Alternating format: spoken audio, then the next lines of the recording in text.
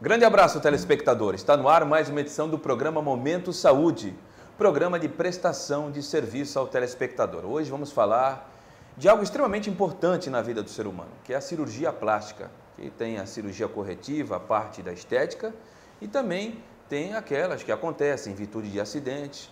E o Dr. Antônio Carlos, ele que é membro titular especialista da Sociedade Brasileira de Cirurgia Plástica, já milita em Cubatão há mais de 40 anos prestando serviços, é responsável pelos serviços de cirurgia plástica no Hospital Modelo, é o convidado do nosso programa, Dr. Antônio Carlos Ferreira Castro. Dr. Antônio Carlos, obrigado por ter aceito o nosso convite. Tudo bom comigo? Tudo bem. A gente está trabalhando aqui em cirurgia plástica há muitos anos. 4 décadas, doutor? 4 décadas. Eu trabalho no serviço de emergência pela Prefeitura de Cubatão.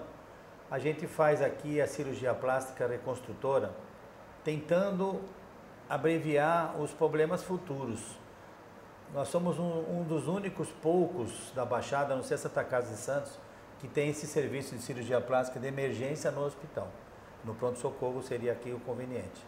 Então a gente tem trabalhamos muito com a parte estética e reconstrutora ao mesmo tempo, tentando manter as formas, mantendo a anatomia, mantendo a funcionabilidade. E esse serviço que a gente presta no pronto-socorro de emergência, ele evita futuramente algumas outras cirurgias reconstrutoras, como defeitos de fechamento, cicatrizes retráteis, né? Doutor, qual a diferença de emergência e urgência? A emergência é uma urgência iminente. O que quer dizer para você? A urgência é uma coisa que você tem que ser feita rápida. Agora, a emergência é iminente, você tem que fazer naquele exato momento. Então, a urgência é a emergência é prioritária. É uma urgência iminente. Você tem que fazer ela no momento que chegou. Por exemplo, uma pessoa que toma uma facada no braço e perde muito sangue, isso é uma emergência, você tem que atuar agora. Se o cara tiver uma infecção na vesícula e tem que operar, é uma urgência. Mas não é agora que ele tem que operar, não é no momento que você tem que efetuar o procedimento ou o atendimento. Doutor, em Cubatão temos muitos casos de urgência que acabam parando nas vossas mãos? De um modo geral, todos os atendimentos que a gente faz aqui, a gente atende no mesmo meio. Agora, em Cubatão, como ser um polo industrial muito avançado, a gente tem de todos os tipos, inclusive acidentes de trabalhos, temos queimadura, nós temos acidentes de carro, porque existem muitas estradas aqui na Baixada. Temos 4 a 5 rodovias. Né? Então, quando chega na época de férias, ponto assim de alta estação, a gente tem muito atendimento aqui, muito. E compõe hoje o serviço de cirurgia plástica aqui no Hospital Modelo? Todo dia nós temos aqui uma equipe de cirurgia plástica 24 horas de plantão. Diariamente no PS Central. Inclusive realizando cirurgias. No hospital eu sou o único que estou lá. Então eu estou tomando conta do hospital inteiro e fazendo cirurgia. Eu faço cerca de 80 consultas mês, faço 5 cirurgias grandes em centro cirúrgico, são cirurgias bem avançadas, e eu faço também cerca de 50 cirurgias pequenas por mês. Uma média de 2 cirurgias por dia, doutor? Mais ou menos isso. Não é um número significativo, não, doutor? Porque requer um grau de atenção muito grande. Sim, mas você vê que a demanda é grande, então a gente tem que ter esse tratamento aqui. Isso não é... O pessoal se engana muito em termos de cirurgia plástica porque acha que é fútil, é uma coisa que não é essencial, mas a cirurgia plástica reconstrutora é aquela que deixa a pessoa com sua autoestima, que você recompõe a parte estrutural, funcional da pessoa. Então, é vista como um procedimento até que é indispensável, né? Doutor, a gente vai falar das cirurgias plásticas, tanto a parte estética, queimados, mas eu gostaria de falar nesse primeiro bloco a respeito dos atendimentos de urgência. Como é que é feito esse processo? Quais são as maiores causas que o senhor atende, principalmente aqui em Cubatão? A maior causa, assim, cerca de 90%, são os acidentes, né? Acidentes domésticos são aqueles que também têm muita frequência, que são as crianças que caem em casa, se machucam, ferimentos de acidente de trabalho, que também a gente atende aqui, queimaduras de acidente de trabalho, queimaduras caseiras. Nós temos acidente de carro, trânsito, motocicletas. Então é uma variável muito grande. Temos que atender mais ou menos em torno de umas 60 a 80 pessoas por dia. Motocicleta ainda Sim. É muito grande o número de acidentes? Você tem uma ideia, a maior incidência de acidente de trânsito, de queda, de ferimentos graves na imigrantes é acidente de moto. Chega a compor quase 80% dos acidentes. Eu já fiz parte dessa estatística, doutor. Acho que foi o doutor que me fez o primeiro atendimento em 2013, porque motocicleta é uma coisa que você tem uma instabilidade em duas rodas. E às vezes também o pessoal é meio imprudente. As motocicletas se tornam mais ou menos uma bicicleta perigosa.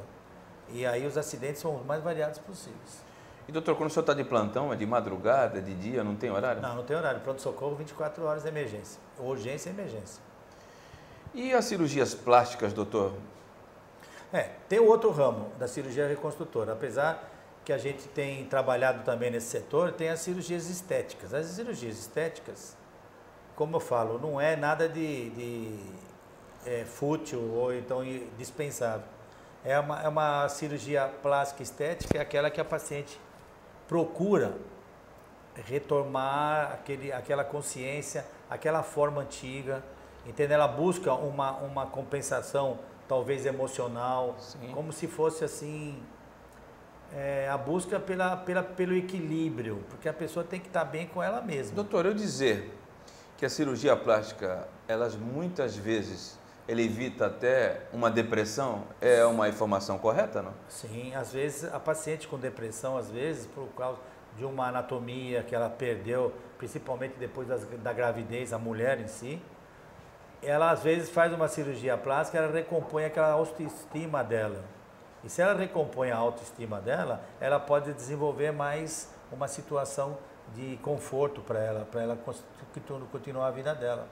Doutor, qual a responsabilidade que o senhor tem como titular especialista da Sociedade Brasileira de Medicina?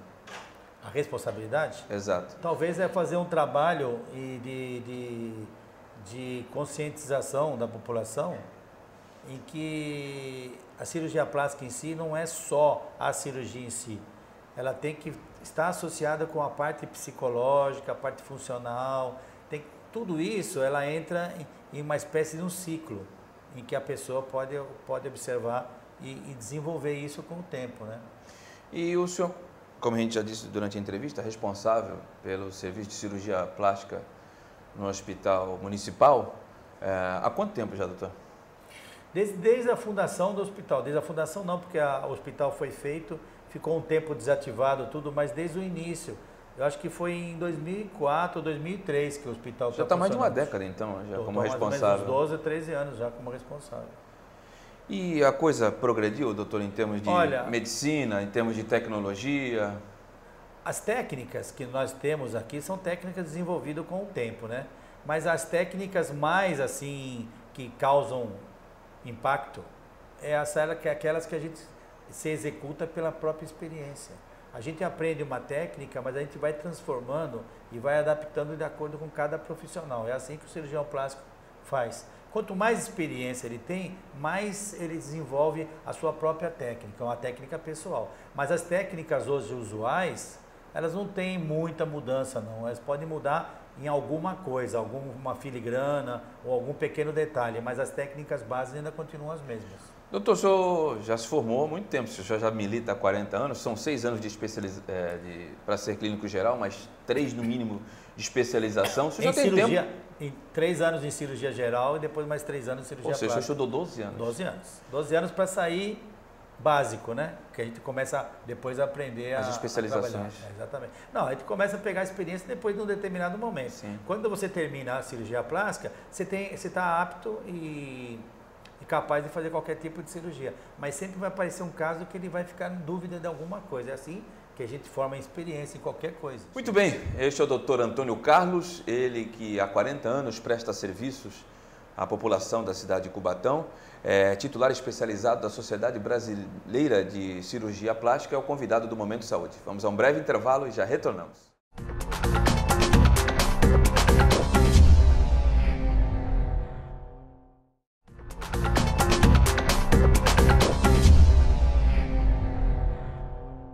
Retornamos para o segundo bloco do Momento Saúde de hoje, que está falando sobre cirurgia plástica. Estamos com o responsável das cirurgias plásticas realizadas no Hospital Municipal, Dr. Antônio Carlos, conhecidíssimo na cidade, trabalha há 4 décadas. Aliás, a história da cidade se confunde com o doutor aqui trabalhando, porque Cubatão tem pouco mais de 60 anos, doutor. O senhor já milita há mais de 40? Não pretende um dia galgar algo em termos políticos, ou não é a sua praia, doutor? Veja bem, eu até pensei em algum dia querer ajudar alguma coisa, fazer alguma coisa, mas eu acho que política e saúde não se imbricam muito bem, sabe? Já tivemos até um prefeito médico já, doutor. Sim, mas você vê que quando ele se torna político, ele é político. Quando ele é médico, ele é médico.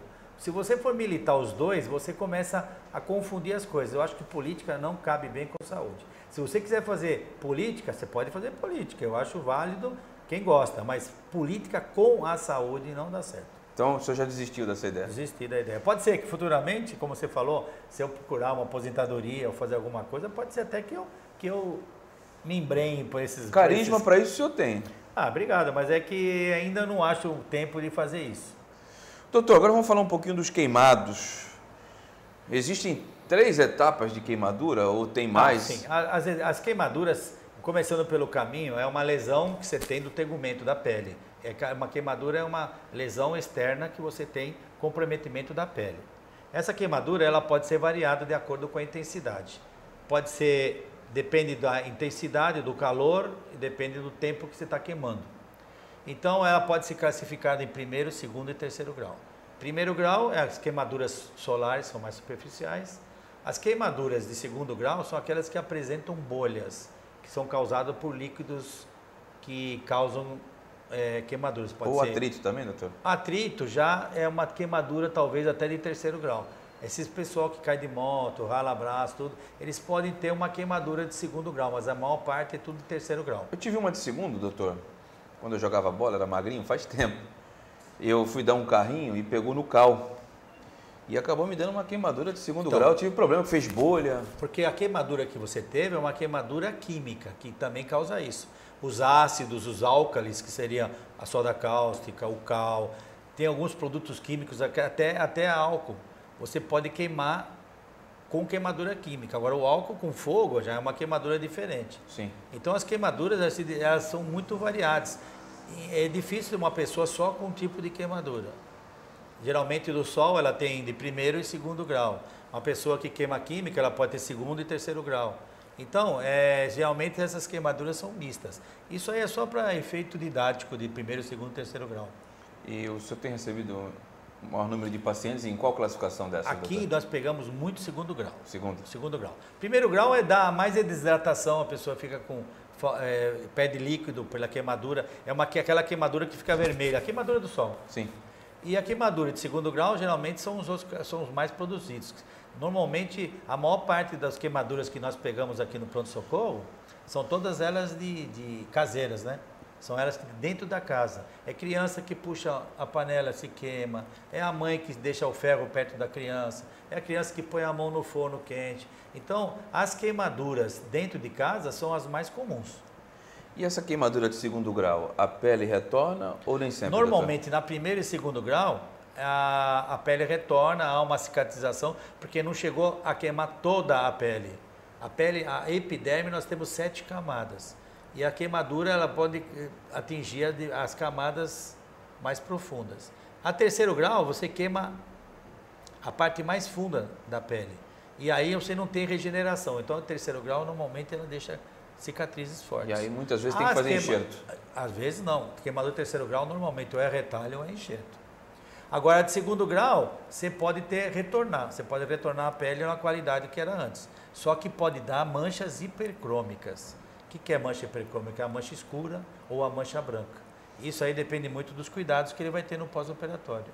Doutor, já teve casos assim, o senhor pode citar, de algo muito diferente do que o senhor lidar no dia a dia em relação a pacientes com queimadura, não?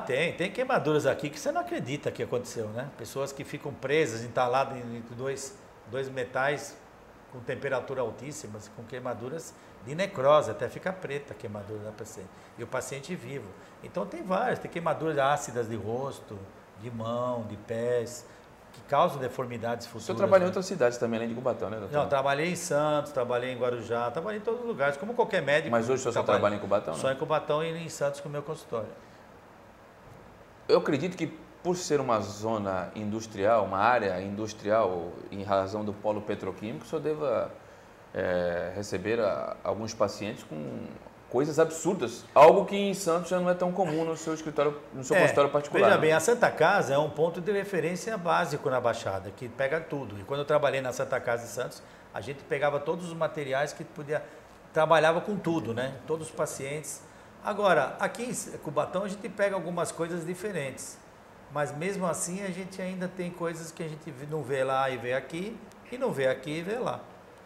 Isso é muito relativo, né? Porque, como eu falo, urgência e emergência é uma coisa que você não sabe o que vai acontecer. Hoje está tudo bem, amanhã não está. Daqui 10 minutos está. Daqui 1 minuto começa a vir tudo. Então, hoje aqui a gente não pode falar. O que vai vir ainda? Eu sempre falo para os meus... Está preparado para tudo? Sempre falo para os meus amigos assim. Eu achei que tinha visto tudo na minha vida em 40 anos. E cada dia eu me surpreendo com coisas novas. Doutor, talvez não seja a sua especialidade, mas ainda assim vou perguntar. O pós-operatório, em Cubatão, o paciente recebe os melhores atendimentos, como se fosse na capital, como se fosse em Santos, ou ainda tem um pouquinho de dificuldade para a recuperação do paciente? Não, aqui nós estamos baseados aqui no Hospital Modelo de uma maneira para atender tudo isso. E os pós-operatórios são todos feitos adequadamente.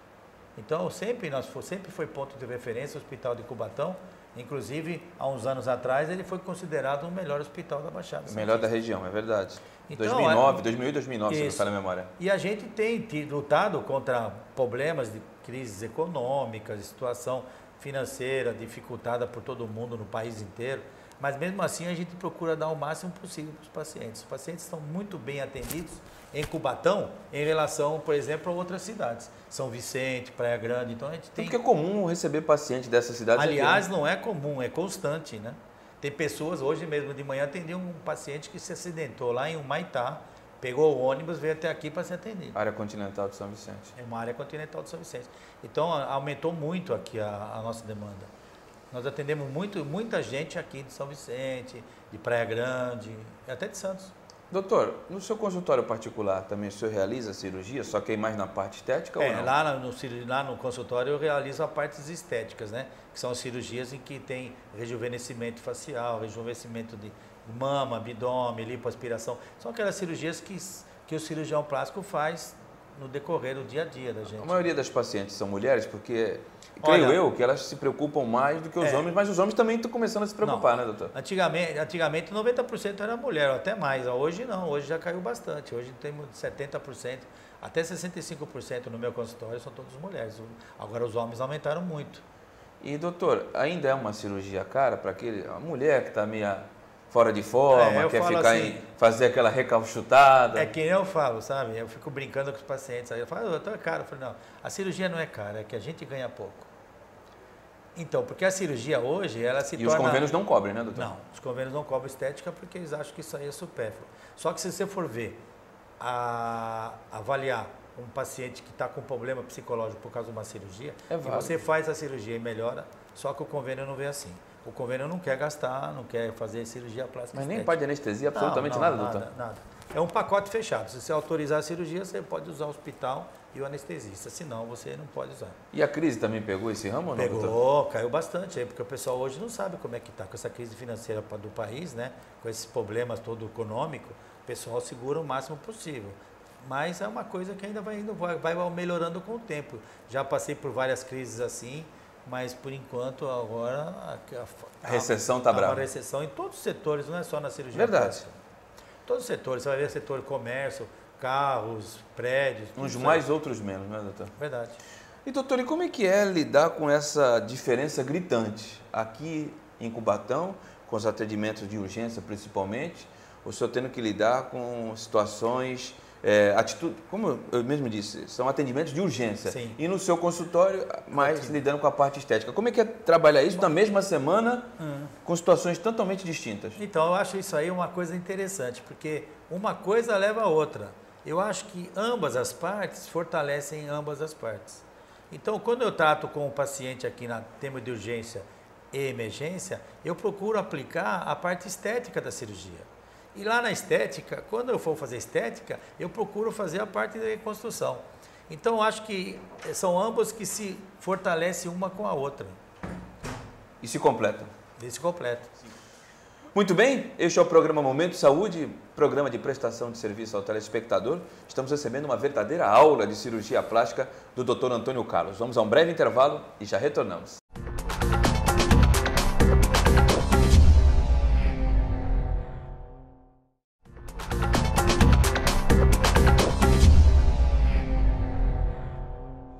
Retornamos para o último bloco do Momento Saúde, edição de hoje, que recebe o cirurgião plástico Dr. Antônio Carlos, conhecidíssimo na cidade, ele que é membro titular especializado da Sociedade Brasileira de Cirurgia Plástica e o principal responsável pelo serviço de cirurgia plástica no Hospital Municipal. Doutor, saindo um pouco da área da medicina, no bloco anterior eu disse que sou uma pessoa extremamente carismática.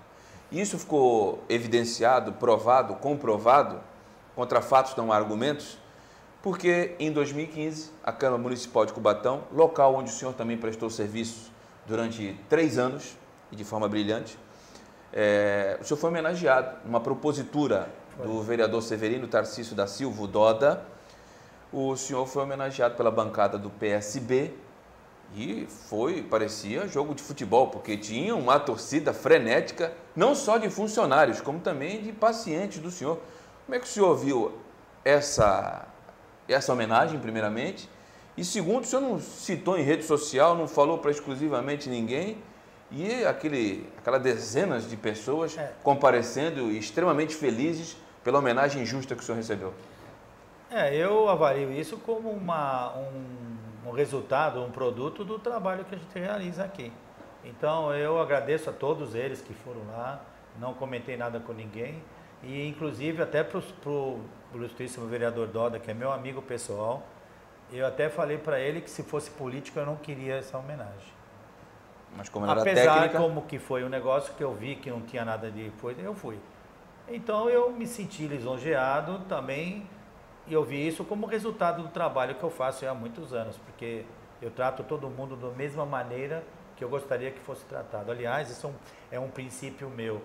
Eu sempre vejo na minha frente um paciente e eu me ponho no lugar dele. Por isso que eu atendo a pessoa com o maior cuidado, com o maior carinho. Porque eu poderia estar no lugar da pessoa. Então isso talvez seja uma prerrogativa minha que eu exerço durante a minha atividade profissional e que daí decorra os resultados que a gente colhe, né? E doutor, o senhor prestou serviço também na Câmara Municipal, né? Se não me falha a memória, na gestão do presidente Geraldo Guedes, 2005, 2006. Foi de 2005, 2006 e 2007. Eu prestei lá na gestão do ex-vereador Geraldo Guedes. E lá eu consegui desenvolver um trabalho de atendimento ambulatorial médico. Lá são, se não me engano, quase 100 funcionários. E eu consegui fazer uma carteira, fazer um programa de tratamento, um programa de avaliação, tudo, durante esses 3 anos que eu fiquei lá. E depois mais um ano com o ex-presidente João Santana de Moura Vilar, o Tucla. Isso, aí eu fiquei mais um ano aí, mas por motivos pessoais eu tive que sair. Tem saudade, doutor, não? Tenho saudades. Evidentemente que a gente sempre deixa amizades, né? E tem pessoal que vem aqui da Câmara e fala, doutor, saudade do senhor, quando é que o senhor volta, tudo. Mas a vida dá voltas, a gente começa a arranjar outras coisas, a gente não para, né? É verdade. Doutor, agora voltando para a parte clínica, para a parte médica. Nós conversávamos aqui no making off do programa e o nosso cinegrafista, o Maicon Santana, lembrou de um caso que foi raro e já faz praticamente uma década, que veio um paciente do Espírito Santo em uma situação de 99% de chances de vir a óbito, e o senhor realizou a cirurgia e o rapaz está vivo até hoje? Veja bem, não é isso. Ele não veio quase morrendo. Ele sofreu esse acidente, esse foi um caso muito interessante, ele sofreu um acidente lá no Espírito Santo. Ele trabalhava numa firma, ele caiu entre 2 tonéis de pressão a altas temperaturas. Ele ficou engasgado ali, ele ficou encravado ali. E até tirarem ele teve queimadura de 3º grau da parede abdominal, da barriga. Múltiplas queimaduras. Teve, ele perdeu o braço, ele perdeu a perna. E aí, o superintendente daqui do Hospital Modelo na época, que era o senhor Alex, ele falou se eu pegaria um caso desse. Ele mandou fotos, tudo lá. Eu mandei lá e como desafio, eu falei, vamos ver o que a gente pode fazer nesse caso. Ele chegou aqui e aí ninguém queria fazer essa cirurgia, nem em São Paulo, não queriam fazer. Aí eu com a minha equipe, na época a gente tinha uma equipe maior, nós pusemos o paciente pré-operatório, fizemos a cirurgia, nós rodamos a musculatura das costas para a barriga dele, para cobrir aquela falta de musculatura. Jesus. E esse foi um caso que foi até publicado no jornalzinho do Hospital Modelo na época, foi para São Paulo, foi para todas as áreas em que a ProSaúde trabalhava, né? E um paciente foi um excelente. Aí eu vi que aqui no hospital eu tinha condições de executar cirurgias que eu nunca tinha feito na minha vida, inclusive nem quando eu estava na Santa Casa. Então a dificuldade minha foi muito grande nesse setor. E doutor, o paciente está vivo até hoje? Tá vivo, inclusive ele manda foto, tudo. Ele fez algumas outras cirurgias, mas não na área de cirurgia plástica. Em algum momento o senhor temeu que ele chegasse a vir a óbito na mesa não, de cirurgia? Óbito não. A gente poderia estar talvez com a preocupação do insucesso da cirurgia, da técnica, né? Mas foi uma coisa que até publiquei no Jornal da Medicina e foi muito bem aceito no sentido de fazer alguma coisa diferente no paciente, né? Isso aí é uma coisa que eu nunca tinha visto na minha vida e foi uma técnica que a gente foi usada na época. Isso, não só o profissional, mas a figura humana do Dr. Antônio Carlos deve fazer um bem danado, não? Não, é por isso que eu falo, sabe? Uma coisa interage com a outra. A reconstrução ajuda na estética, a estética ajuda na reconstrução. Então a gente sente um bem-estar muito grande no sentido de sucesso profissional. Todo profissional em qualquer área, se ele fizer uma coisa que leve para ele um bem-estar profissional, isso leva a crescer profissionalmente.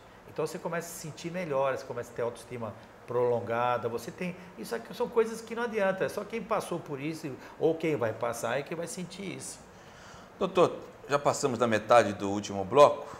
Quais as dicas, se existem dicas, para o munícipe evitar alguns acidentes, para que não fique congestionado a área de atendimento de cirurgia plástica aqui no Hospital Municipal? A primeira coisa que a gente sempre fala, em que todos os setores que a gente fala sobre medicina, é o seguinte, o povo tem que ter consciência dos cuidados que tem que ter, porque o acidente, ele não acontece, ele é causado ou por falta de atenção, ou por imprudência.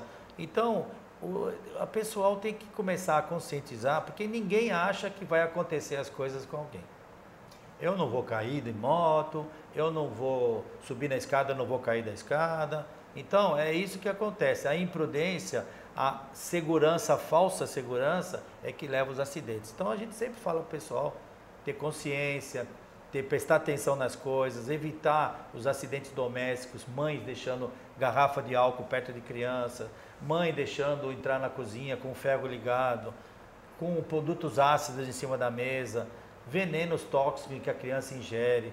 Então isso aí são cuidados elementares de segurança, que toda pessoa tem que, mas é que acha que nunca vai acontecer. Crianças que mordem, já peguei várias crianças que mordem fio de eletricidade e dão um choque e tem necrose de lábio e tem que fazer uma plástica depois. Então são cuidados assim essenciais básicos, atenção, cuidados e evitar que essas crianças ou o pessoal entre em contato com os acidentes. E nas rodovias, tem alguma dica, doutor? Sempre, não dirigir embriagado, que isso aí a gente pega de quilos aqui, sempre pessoas embriagadas. Pessoal que faz de moto, que fica andando no meio das pistas, na estrada, 2 carros a 120, ele quer passar no meio. Então eu acho que isso aí não há necessidade, isso aí é imprudência, né? As imprudências nas estradas são muito grandes, e principalmente com álcool. Aqui, eu acho que 80% está tudo alcoolizado quando vem acidente de carro. Muito bem, e com as palavras do Dr. Antônio Carlos, vamos chegando ao final do Momento Saúde, edição de hoje, prometendo retornar em breve dentro da programação da TV Câmara com mais uma edição inédita. Um grande abraço, muito obrigado. Até a próxima. Valeu!